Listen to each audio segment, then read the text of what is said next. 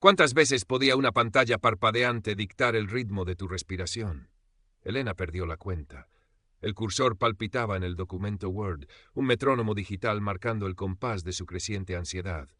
Fuera, Valencia bullía bajo un sol de otoño inesperadamente generoso, pero dentro del espacio de coworking, un acuario de cristal, acero y madera clara llamado Nexus Hub. El aire olía a café recalentado y a la electricidad estática de demasiados cerebros funcionando al límite. Llevaba un año en esta ciudad, un año desde que dejó atrás Madrid, y una red de seguridad tejida durante 2 décadas por un puesto que prometía más autonomía, más desafíos. Ahora la autonomía se sentía como aislamiento y los desafíos amenazaban con ahogarla. Su cabello castaño, salpicado por esas hebras plateadas que se negaba a teñir con la disciplina que quizás merecían, estaba recogido en una coleta improvisada que dejaba escapar mechones rebeldes sobre su frente. Las ojeras, compañeras fieles últimamente, delataban noches demasiado cortas y pensamientos demasiado largos. Tensó los hombros, un gesto consciente, mientras releía por 10ª vez el correo de Bermúdez, su jefe. Exigente, implacable. El proyecto Titán, una consultoría estratégica para una empresa de cerámica al borde de la quiebra, se estaba convirtiendo en su bestia negra personal. Levantó la vista, buscando un respiro visual más allá de los límites de su pantalla. El espacio era un hervidero silencioso, teclados repiqueteando, el murmullo ocasional de una llamada en voz baja, el chirrido de la máquina de café. Y allí estaba él, Javier. Ocupaba una mesa cerca de la cristalera, en la zona destinada a freelancers. No trabajaba para la misma consultora que ella. Parecía dedicarse a algo relacionado con diseño web o marketing digital. Nunca se había atrevido a preguntar. Era unos años mayor que ella, quizás rozando los 50, con el pelo entrecano revuelto y unas gafas de montura fina que a menudo se deslizaban sobre la nariz. Solía llevar camisas de cuadros o jerseys sencillos. No hablaban mucho, apenas un buenos días forzado o un asentimiento al cruzarse cerca de los baños. Pero Elena había notado su mirada alguna vez. No invasiva, no juzgadora, simplemente observadora, como si él también sintiera la presión silenciosa de aquel lugar. O quizás era solo su imaginación, proyectando su propia necesidad de conexión en el primer rostro vagamente amable que encontraba. Volvió al correo de Bermúdez. Plazos irreales, expectativas desmedidas. Una frase en particular le revolvió el estómago. Necesitamos un análisis de viabilidad financiera impecable para el viernes, Elena, sin margen de error. El cliente está muy nervioso. Impecable. Sin margen de error. El cursor seguía parpadeando, burlón. Sintió una oleada de frío a pesar del cálido sol que entraba por los ventanales. ¿Y si no era capaz? ¿Y si este traslado, esta apuesta por sí misma, había sido un error monumental? El sonido de una notificación la sobresaltó. Era un mensaje de Sofía, su amiga de Madrid, su ancla en la distancia. ¿Sobrevives a la semana valenciana? Elena forzó una sonrisa que nadie vio. Tecleó una respuesta rápida. En ello estoy. Mucho lío con Titán. ¿Tú qué tal? Omitió el nudo en el estómago, la sensación de estar flotando a la deriva en una ciudad que aún no sentía suya. Sofía respondió casi al instante con fotos de sus hijos y un resumen de su ajetreada vida familiar y laboral. Elena sintió una punzada de algo parecido a la envidia, seguida inmediatamente por la culpa. Sofía tenía sus propios problemas, no podía cargarla con los suyos. Aguanta, campeona. Ya sabes cómo son estos proyectos, añadió Sofía en otro mensaje. Sí, lo sabía, pero saberlo no aliviaba el peso. El jueves por la tarde, el desastre se materializó. Un error en la interpretación de unos datos preliminares, un cálculo desviado que había pasado por alto en la revisión nocturna anterior. No era catastrófico, era subsanable, pero requería rehacer una parte significativa del análisis financiero. Y el plazo era mañana. El correo de Bermúdez esta vez fue corto y gélido. Elena, revisa urgentemente las proyecciones del anexo 3. Hay inconsistencias graves. Espero una versión corregida antes de las 9 a.m. de mañana, sin falta. La palabra graves retumbó en su cabeza. Sintió que el suelo se abría bajo sus pies. El pánico, frío y paralizante, la atenazó. Respiró hondo, intentando controlar el temblor de sus manos. Miró a su alrededor. Nadie parecía haberse percatado de su crisis silenciosa. El murmullo del coworking seguía igual, indiferente. Se quedó hasta tarde, mucho después de que la mayoría se hubiera ido. La luz artificial del Nexus Hub adquiría una cualidad irreal, casi fantasmal. El silencio solo era roto por el zumbido de los servidores y el tecleo frenético de sus propios dedos. Afuera, Valencia se preparaba para la noche. Las luces de la calle teñían de ámbar las fachadas de los edificios cercanos. Se sentía completamente sola, una autómata luchando contra un gigante invisible. Cuando por fin guardó una versión provisionalmente corregida, eran casi las 10. Sus ojos ardían, su espalda era un nudo de tensión. Al levantarse, mareada por el cansancio, vio que Javier también estaba recogiendo sus cosas en su rincón. Sus miradas se cruzaron. Él esbozó una media sonrisa cansada. «Noche larga, ¿eh?», dijo él en voz baja, mientras se colgaba la mochila al hombro. Su tono era neutro, casi casual, pero había algo en su mirada, una especie de reconocimiento tácito del agotamiento compartido. Elena asintió, incapaz de articular palabra. Se sentía expuesta, vulnerable, como si el error y el pánico estuvieran escritos en su frente. «Parece que a todos nos toca de vez en cuando», añadió él, encogiéndose ligeramente de hombros. «Que descanses». Y sin más se dirigió hacia la salida. No fue un gran discurso, ni una oferta de ayuda. Fue apenas un comentario, un reconocimiento mínimo. Pero en la inmensa soledad de esa noche, en medio de su agobio, esas pocas palabras resonaron en Elena de una forma inesperada. Alguien la había visto. Alguien había notado su cansancio, su lucha silenciosa. No la había juzgado, no había preguntado. Simplemente lo había visto. Mientras caminaba hacia su apartamento alquilado en Ruzafa, bajo el cielo nocturno valenciano, sintió que una pequeña grieta se abría en el muro de su aislamiento. Los días siguientes fueron una mezcla de agotamiento y alivio precario. Entregó el informe corregido a tiempo. Bermúdez no hizo más comentarios, lo cual era su versión de un aprobado. Pero la tensión residual permanecía, como un zumbido de fondo. El error la había dejado insegura, cuestionando su competencia. ¿Estaba realmente hecha para este nivel de presión? La idea de buscar otro trabajo, quizás algo menos exigente, empezó a rondar su cabeza. Incluso la posibilidad de volver a Madrid, aunque su orgullo se resistiera. Habló con Sofía por teléfono ese fin de semana. Intentó expresar sus dudas, su sensación de estar en una encrucijada. ¿Dejarlo ahora? Elena, con lo que te costó conseguir ese puesto. Aguanta un poco, mujer. Todas las empresas tienen sus momentos de locura. Ya pasará la tormenta.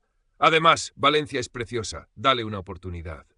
El consejo de Sofía era práctico, bien intencionado, pero no alcanzaba a tocar la raíz de su malestar. No era solo el trabajo, era algo más profundo, una sensación de vacío, de falta de propósito que la mediana edad parecía haber traído consigo sin ser invitada. Colgó sintiéndose más sola que antes. Valencia era preciosa, sí.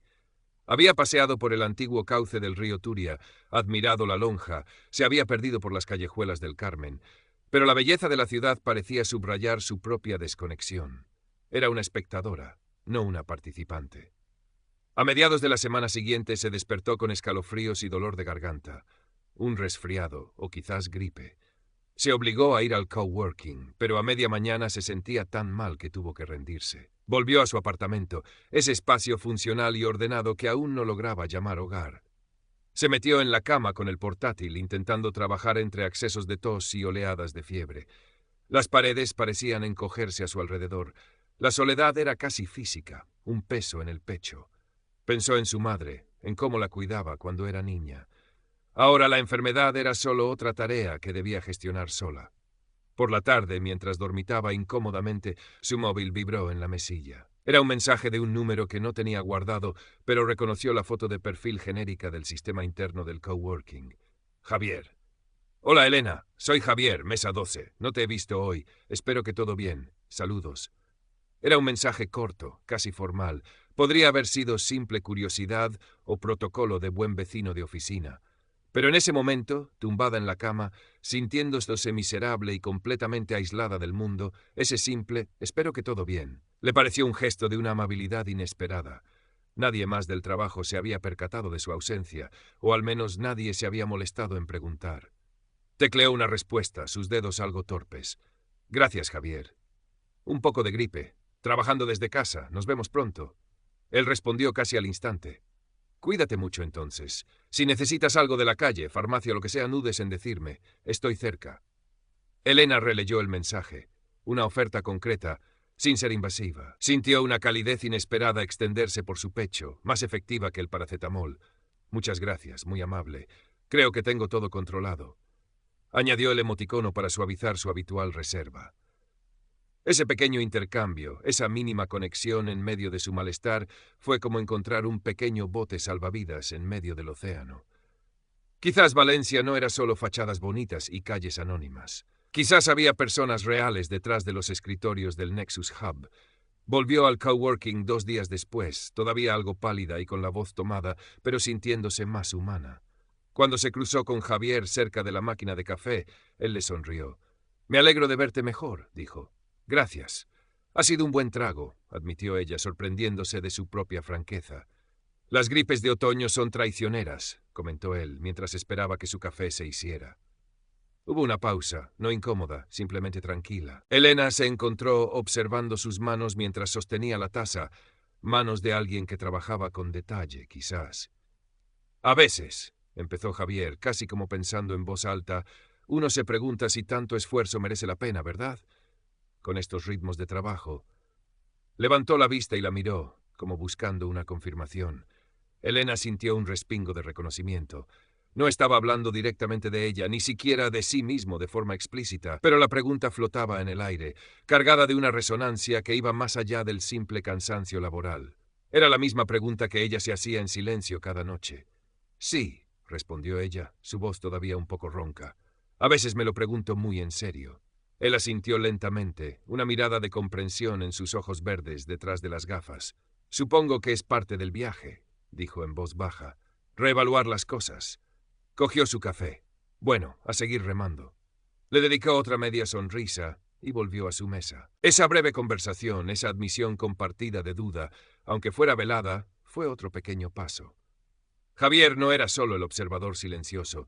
Él también tenía sus propias preguntas, sus propias incertidumbres. La idea de que ambos pudieran estar navegando aguas similares, aunque en barcos diferentes, hizo que Elena se sintiera extrañamente menos sola en su propia deriva. Ya no era solo ella contra el mundo. Era ella, y quizás él también, lidiando con las complejidades de la vida a mitad de camino. Las semanas siguientes trajeron una sutil transformación en la dinámica entre ellos. No se convirtieron en amigos íntimos de la noche a la mañana, pero la barrera invisible se había erosionado. Intercambiaban comentarios sobre el trabajo, sobre el ruido ocasional de las obras en la calle, sobre alguna noticia local. Un día, al coincidir a la salida, él mencionó de pasada que iba a dar una vuelta por el jardín del Turia para despejarse antes de volver a casa. «¿Te apuntas?», preguntó casi como una ocurrencia tardía. Elena dudó un instante. Su impulso inicial fue refugiarse en su apartamento, pero algo en la oferta casual, sin presión, la animó. «Vale», dijo. Caminaron en silencio al principio, el aire fresco de la tarde acariciándoles el rostro. El antiguo cauce del río era un oasis verde serpenteando por la ciudad. Hablaron de cosas triviales, de libros que habían leído, de series que seguían, de lo difícil que era a veces encontrar buen pan en según qué barrios. Elena descubrió que Javier tenía un humor seco, parecido al suyo, y una forma tranquila de escuchar. Él se enteró de que ella echaba de menos los Pirineos y que intentaba aprender a cocinar paella, con resultados desastrosos hasta la fecha. Fue una conversación ligera, sin pretensiones, pero Elena sintió que respiraba más hondo que en las últimas semanas. Al despedirse en el Puente de las Flores, sintió una ligereza que la sorprendió. Sin embargo, la presión del proyecto Titán volvió a arreciar. Se acercaba la fecha final de entrega y Bermúdez quería una presentación impecable para el Consejo de Administración de la empresa cerámica. Había una decisión estratégica clave que tomar.